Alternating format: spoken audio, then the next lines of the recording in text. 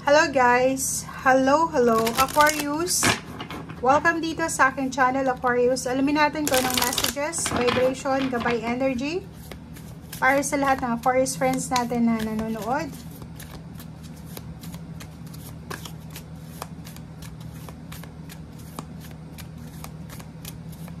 Kay general reading, so pwede kang makaresonate. Gamitin mo kung ano yung sinasabi ng iyong intuition, guys.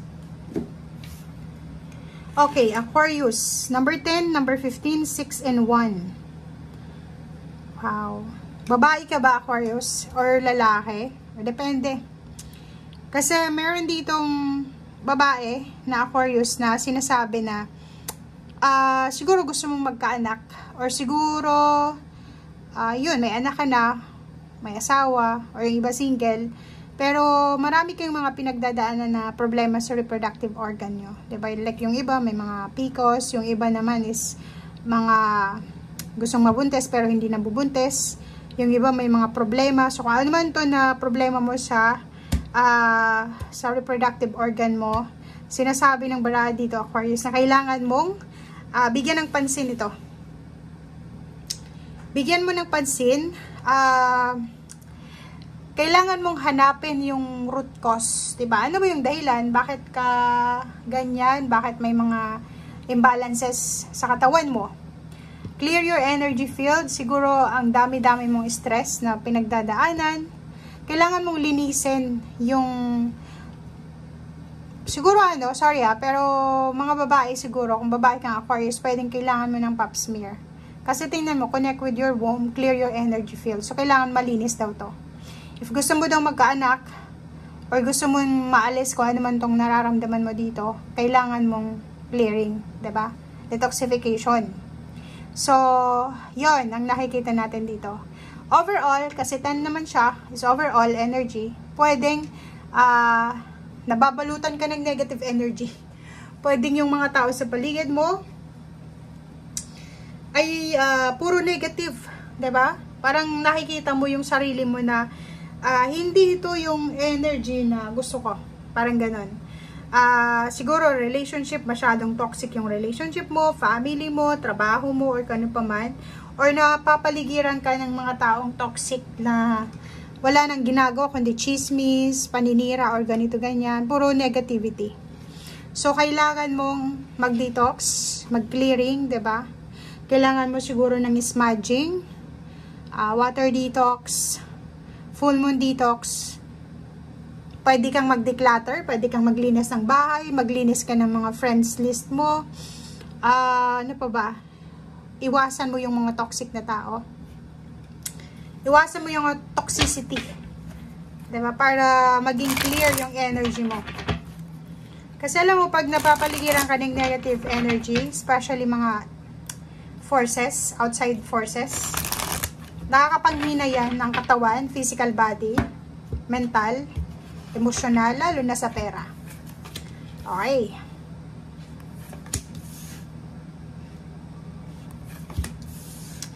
Okay. May iba sa inyo dito guys na parang sobrang impatient na sila. Number 7 na triumph na.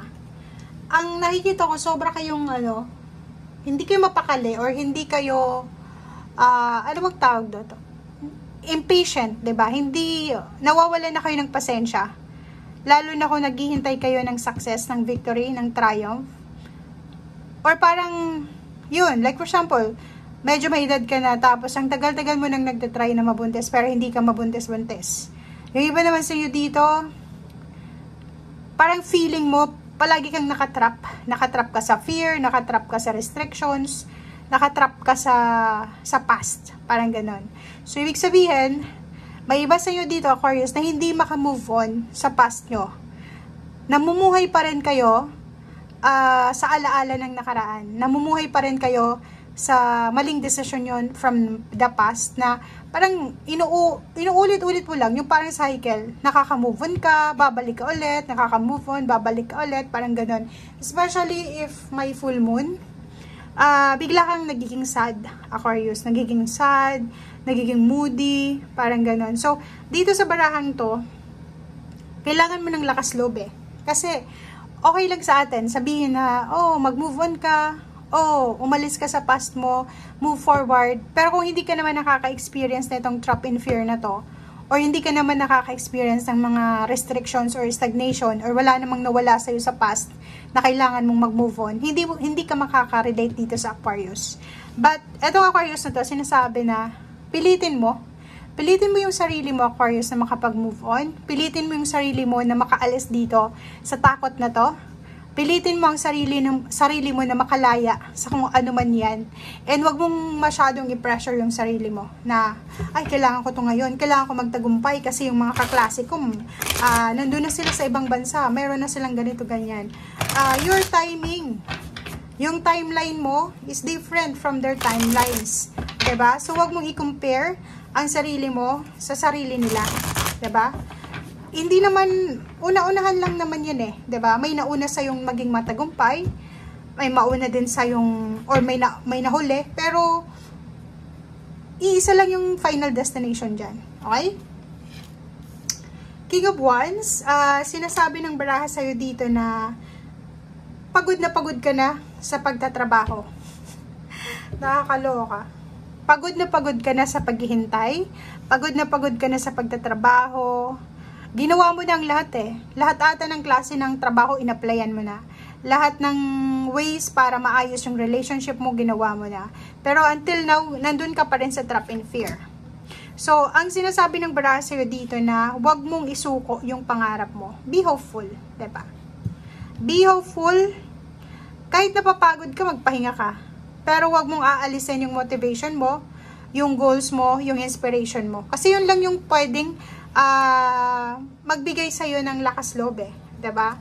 Marami kang mga disappointments, marami kang mga pain and heartaches na baon-baon dyan. Kaya nga hindi ka makamove on eh. Kaya nga natatrap ka pa rin sa past mo.